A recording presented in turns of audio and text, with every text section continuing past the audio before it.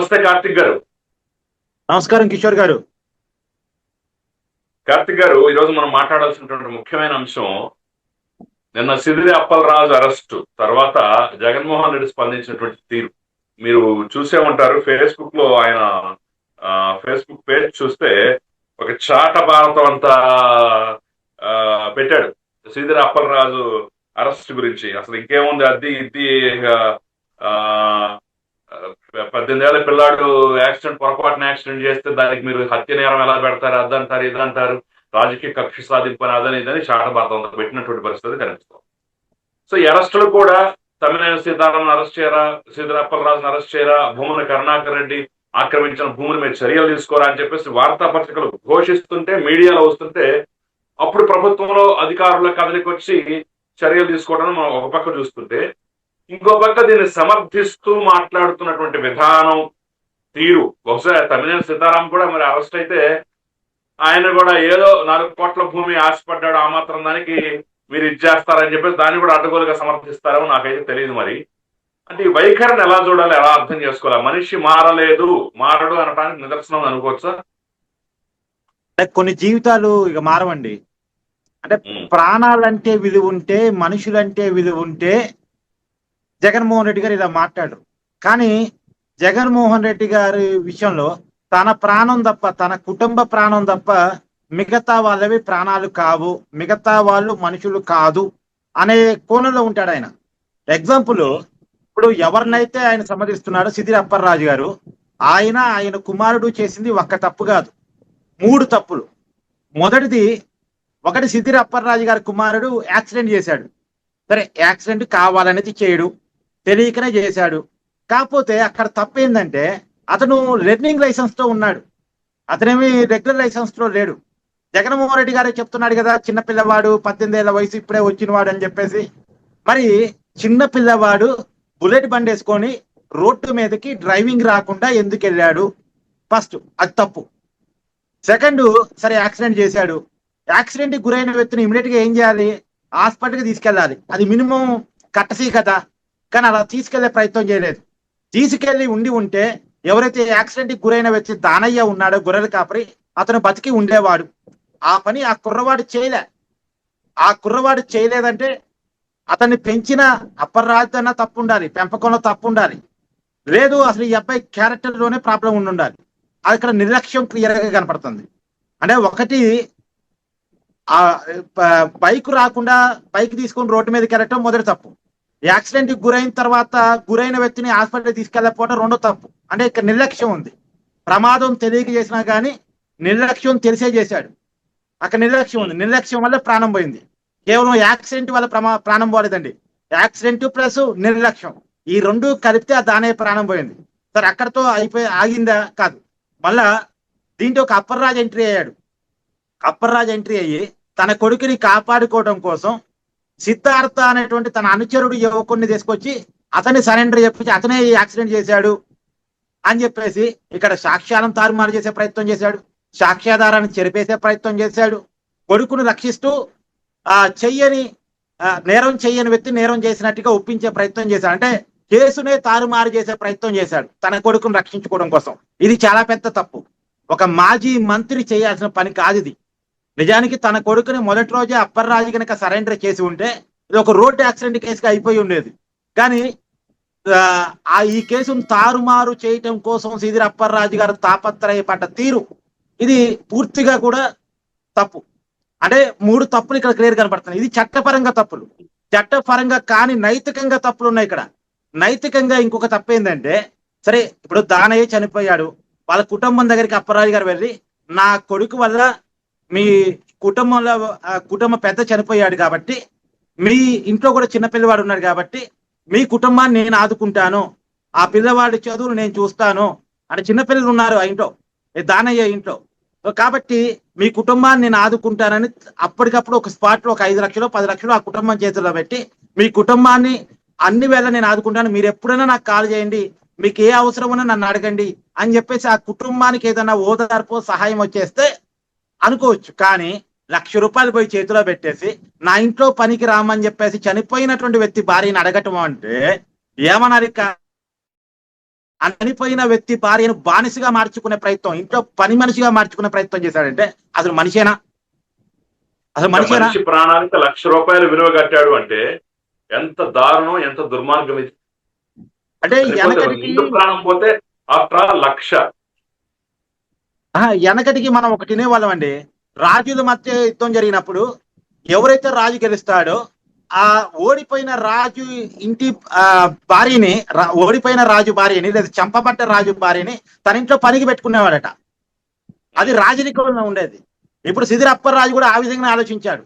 ఏ వ్యక్తి అయితే తన కుమారుడు వల్ల చనిపోబడ్డాడో, చంపబడ్డాడో, యాక్సిడెంట్ గురయ్యి తర్వాత ఆ వ్యక్తి భార్యను తన ఇంట్లో పనికి పెట్టుకోవడానికి అప్పర్రాజు గారు అడిగారు అంటే అసలు మనిషేనా అతను? అదా వాళ్ళలో ఉన్న రాజు మైండ్ సెట్ చూడండి. అంటే చట్టపరంగా 3 తప్పులు చేశాడు, నైతికంగా మరొక తప్పు చేశాడు, అది కూడా క్షమించరాని తప్పు చేశాడు. మరి ఇలాంటి వ్యక్తిని అరెస్ట్ చేయకుండా ఉండాలా? ఇలాంటి వ్యక్తిని వెనకేసుకు రావడం అంటే జగన్మోహన్ రెడ్డి మనసత్వం కూడా ఇక్కడ బయటపడుతుంది. ఇంకొక విషయం కూడా నేను చెప్తా. జగన్మోహన్ రెడ్డి గారి విషయంలో కూడా సేమ్ కేస్ స్టడీ ఉంది. సేమ్ కేస్ స్టడీ ఏంటంటే జగన్మోహన్ రెడ్డి గారు గతంలో నాగమల్లేశ్వరరావు అని చెప్పేసి బెట్టింగ్కి పాల్పడి చనిపోయాడు ఒక వ్యక్తి, ఆత్మహత్య చేసుకున్నాడు.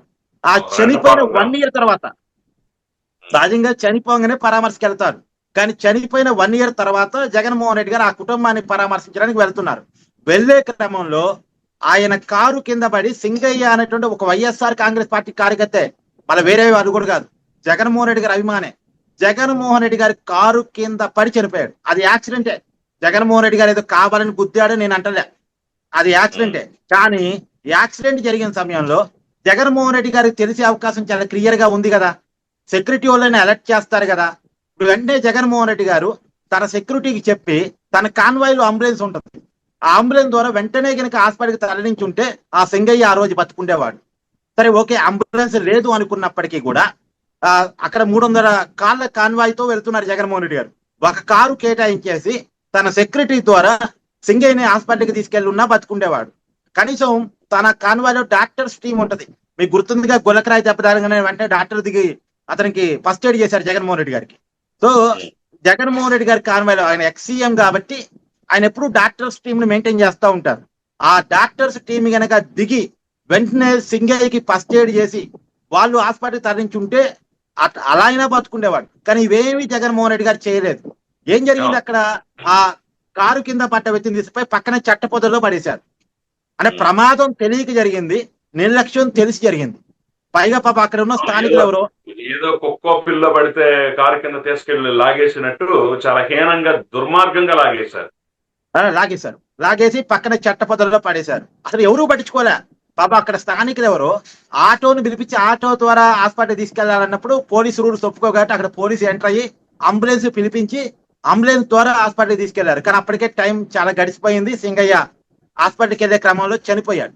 కానీ నిజానికి ఇంకా పైగా వాళ్ళ భార్య ఒక ఆరోపణ చేసింది, ఇప్పుడు అంబులెన్స్ లో ఏదో జరుగుంటదేమో అని ఒక అనుమానం వ్యక్తం చేసింది. అంటే అంబులెన్స్ లో వైసీపీ కార్యకర్త తోడుకు కూడా వెళ్ళలే. ఈ పోలీసులు, అంబులెన్స్ లో ఉన్నటువంటి సిబ్బంది వీళ్ళు తీసుకెళ్లారు తప్ప కనీసం ఒక వైసీపీ నాయకుడు కార్యకర్త సింగయ్యని పట్టుకుని హాస్పిటల్ తీసుకెళ్ళిన పాపాన్ని పోలే. ఇప్పుడు మన కారు కింద పడితే ఏం చేస్తామండి? మనమే వెళ్ళి హాస్పిటల్ తీసుకెళ్తాం, మన బాధ్యత కదా. అక్కడ జగన్మోహన్ రెడ్డి గారు తీసుకెళ్ళమని నేను చెప్పట్లే, కనీసం ఆయన సెక్యూరిటీ సిబ్బందో వైసీపీ నాయకుడు ఎవరో ఒకళ్ళు సింగయ్యని పట్టుకుని హాస్పిటల్ తీసుకెళ్ళొచ్చు కదా. కానీ ఆ ప్రయత్నం చేయాల. పైగా చనిపోయిన తర్వాత ఆ సింగయ్య చనిపోయాడు కదా, సింగయ్య ఇంటికి ఈ రోజు వరకు జగన్మోహన్ రెడ్డి వెళ్ళాడా? చాలా మంది చనిపోతే వెళ్తుంటాడు కదా. తన వల్ల తన కారు కింద పడి చనిపోతే తెలుసో తెలవకో ప్రమాదం కింద చనిపోయాడు అనుకోండి, కానీ తన వల్లే చనిపోయాడుగా. మరి ఆ సింగయ్య ఇంటికి జగన్మోహన్ రెడ్డి ఇంతవరకు వెళ్ళాడా? ఎవరింటికైనా పరామర్శకు వెళ్ళే జగన్మోహన్ రెడ్డి తన వల్ల చనిపోయిన కుటుంబం దగ్గరికి ఎందుకు వెళ్ళా? అంటే దళితులు అంటే చిన్న చూపా? పోతే పోయాలో చిన్న వాళ్ళ ప్రాణాలు, ఈ శవంతో నాకు రాజకీయం కుదరదు, దీనివల్ల నాకు ప్రయోజనం రాదు అనే. ఇక్కడ మనం అర్థం చేసుకోవాల్సింది, ఒక సాధారణ వృద్ధుడు, ఒక కార్పెంటర్ పని చేసుకునేటటువంటి సింగయ్య చనిపోతే ఆ ప్రాణానికి విలువ లేదు. ఒక సాధారణ గొర్రెల కాపరి దానయ్య, ఓన్లీ గొర్రెలు కాసుకుని బతికేటటువంటి సాధారణమైనటువంటి యాదవుడు దానయ్య చనిపోతే ఆ ప్రాణానికి విలువ లేదు. కానీ 23 ఏళ్ల వయసుకే 20 పైగా కేసులుండి, రౌడీ షీట్ ఉండి, హత్యా నేరం, రేప్ కేసులు, పోక్సో వంటి ఆరోపణలు ఎదుర్కొన్నటువంటి Sai Krishna custodial torture, custodial death మీద మాత్రం అసలు భూమి బద్దలయ్యే రీతిలో ఉద్యమాలు చేస్తారు. అమ్మో, అంత విలువైన ప్రాణం ఇంకేదన్నా ఉందా? కొంతమంది నాకు కామెంట్లు పెడుతుంటారు, 100 కేసులు ఉండని, 1000 కేసులు ఉండని, అంత మాత్రాన మీరు కస్టోడియల్ డెత్ చేస్తారా, కస్టోడియల్ టార్చర్ చేస్తారని చెప్పేసి కామెంట్లు పెడుతున్నారు. సరే, ఓకే, కస్టోడియల్ డెత్ తప్పే, ఎన్ని కేసులున్నా సరే ఆ ప్రాణం విలువైంది రౌడీ షీటర్ అయినా. మరి రౌడీ షీటర్ ప్రాణం అంతా కూడా చేయదా వీళ్ళ ప్రాణాలు? ఇప్పుడు ఈ ప్రశ్న నాకు రాగానే ఈ మధ్య ముద్రగడ గారి కూతురు చేసినటువంటి కామెంట్ నాకు గుర్తొస్తుంది. ఒక రౌడీ షీటర్ ప్రాణానికి ఉన్న విలువ కూడా తన కోసం తన పేరులో కులాన్నే మార్చుకున్నటువంటి ముద్రగడ పద్మనాభం ప్రాణానికి లేదా అని చెప్పేసి ఆమె కూతురు ఆయన ఐసీయూలో ఉన్నప్పుడు, ముద్రగడ గారు ఐసీయూలో ఉన్నప్పుడు వైసీపీ నాయకుడు ఒక్కడు కూడా పరామర్శించకపోవటాన్ని క్వశ్చన్ చేస్తూ మాట్లాడారు. అది నాకు గుర్తొస్తుంది.